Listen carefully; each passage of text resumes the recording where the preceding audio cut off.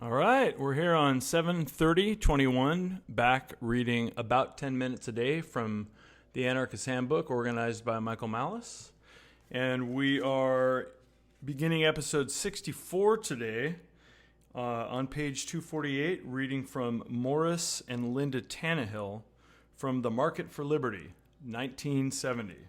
And we'll just get reading about 2/3 of the way down on page 248. There would be varying degrees of confinement to fix various cases. The many debtors' workhouses might provide a very minimum amount of security, such as do a few present-day prison farms where inmates are told, "There are no fences to keep you here. However, if you run away, when you are caught, you will not be allowed to come back here, but will be sent to a regular prison instead." Such workhouses would give the debtor a weekly allowance out of his pay, with opportunities to buy small luxuries or, perhaps, to rent a better room. Weekend passes to visit family and friends, and even more extended vacations might be arranged for those who had proved themselves sufficiently trustworthy. Other workhouses would provide facilities of greater security, ranging up to a maximum security for individuals who had proved themselves extremely violent and dangerous. A man whose actions had forced his confinement in such a workhouse would find himself at a disadvantage in several ways. He would find he had less liberty, less luxuries, limited job opportunities, and a longer period of confinement because, with more of his earnings spent on guards and security facilities, it would take him longer to pay off his debt. Since there will be cases of mental imbalance even in the most rational of cultures, it is probably that there will be an occasional individual who will refuse to work and to rehabilitate himself, regardless of the penalties and incentives built into the system. Such an individual would be acting in a self-destructive manner and could properly be classified as insane. Obviously, neither the rectification company, the defense service that brought him to justice, nor the insurance company or other creditor has any obligation to go to the expense of supporting him, as victims are forced through taxation to do today. Nor would they wish to turn him loose to cause further destruction, and if they allowed him to die, they would cut off all hope of recouping the financial loss he had caused. What, then, could they do? One solution that suggests itself is to sell his services as a subject of study by medical and psychiatric doctors who were doing research on the causes and cures of insanity. This should provide enough money to pay for his upkeep, while at the same time advancing psychological knowledge and ultimately offering hope to help for this aggressor and his fellow sufferers. If such an arrangement were made, it would be in the interests of all concerned to see that the aggressor received no ill treatment. In a rational culture, severe mental illness would be much rarer than it is in ours, and the medical psychiatric team would not wish to damage such a valuable specimen. The rectification company in charge of the aggressor would be even more eager to protect him from harm, since no arbitration agency could afford the reputation of sending aggressors to a debtor's workhouse where there was ill treatment of the inmates. This free market system of debtors' workhouses would have numerous practical advantages over the dark ages barbarity of the present governmental prison system. These advantages are a necessary consequence of the fact that the system would be run for profit from the standpoint of both the insurance companies and the rectification companies operating the workhouses. In a laissez-faire economy, it is impossible to make consistent profits over a long-range period unless one acts with maximum rationality, which means with maximum honesty and fairness.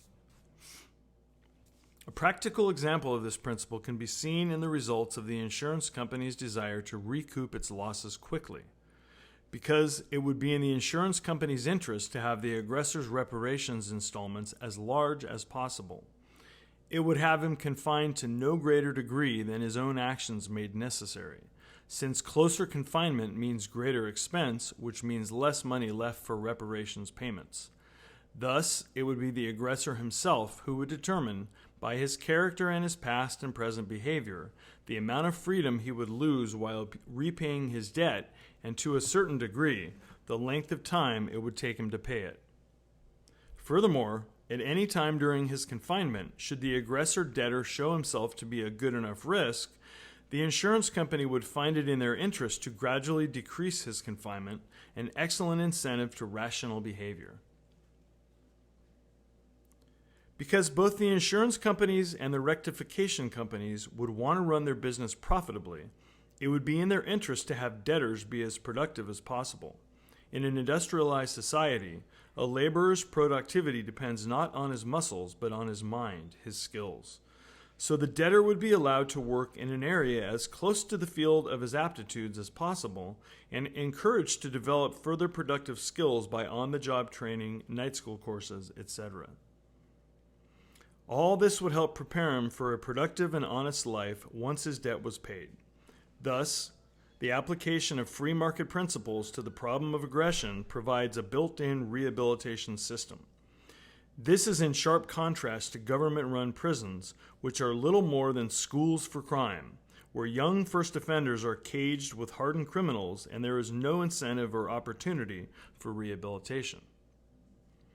A system of monetary repayment for acts of aggression would remove a great deal of the profit incentive for aggressors. A thief would know that if he were caught, he would have to part with all his loot, and probably quite a bit of his own money, too. He could never just stash the booty, wait out a 5-year prison term, and come out a rich man. The insurance company's desire for speedy repayment would be the aggressor debtor's best guarantee against mistreatment. Earning power depends on productivity, and productivity depends on the use of the mind.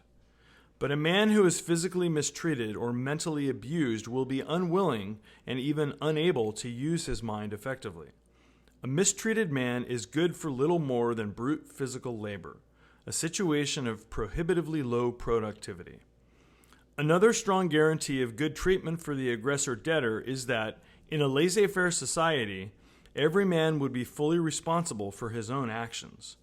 No guard in a debtor's workhouse could beat a debtor and get away with it. The mistreated debtor could complain to a defense service agent or to the insurance company to whom he was making reparations. If he could prove his assertion of mistreatment, the guilty guard would soon find himself paying a debt to his former prisoner. Furthermore, the guard's employers would never dare to support their guard if the debtor had a good case, because if they knowingly permitted the guard's sadism, the debtor could bring charges against them too. A guard in a government prison can treat the prisoners as less than animals and never be brought to account for it, because he is protected by his status as part of the policing arm of the government. But a guard in a debtor's workhouse couldn't hide behind the skirts of the rectification company which employed him, the way the prison guard hides behind the skirts of the government. The debtor's workhouse guard would be recognized as an individual responsible for his own actions. If he mistreated a debtor in his custody, he would be held personally responsible, and he couldn't wiggle out of it by putting the blame on the system. A free market system of dealing with aggression would operate with a maximum of justice precisely because it was based on the principle of self-interest. The entirety of a man's self-interest consists of rational thought and action and the rewards of such behavior. The irrational is never in man's self-interest. As long as a man is behaving rationally, he cannot intentionally harm any other non-coercive person. One of the reasons for the success of a laissez-faire society is that the free market system impels men to act in their own rational self-interest to the extent that they wish to successfully participate in it. It thus rewards honesty and justice and penalizes dishonesty and the initiation of force. This principle would work just as well if the market were free to deal with the problem of aggression as it does when the market deals with the supply of food or the building of computers. There have been several questions and objections raised concerning the proposal that payment for aggression be made in monetary terms. For instance, it has been objected that a thief could, quote, get off the hook simply by voluntarily returning the stolen item. But this is to overlook two important facts: additional expenses and loss of reputation. First, as long as the thief held the item in his possession, he would be causing its owner inconvenience and expense, plus the ever-mounting cost involved in the owner's attempt to recover the item, all of which would be part of the debt created by the thief's act of aggression. In aggressive acts of any seriousness at all, it would be almost impossible for the aggressor to return the stolen item quickly enough to avoid incurring additional costs. For example, suppose a man stole $20,000 at gunpoint from a bank, but, regretting his action, a few minutes later, came back and returned the money. Could he get by without paying any further reparations? No, because his irrational actions interrupted the bank's business and may have caused a financial loss, for which he is directly responsible. In order to get the money, he had to threaten force against the teller and possibly other bank employees and customers, so he would owe them reparations for endangering their lives and safety. Also, as soon as he left the bank, the teller undoubtedly tripped an alarm, summoning the bank's defense agency, so the aggressor is responsible for paying the cost of the defense agency's coming to answer the call, plus any other related expenses. And we'll wrap it there, about 3/4 of the way down on page 242. Again, reading about 10 minutes a day from the Anarchist Handbook, organized by Michael Malice. And we'll see you back here soon.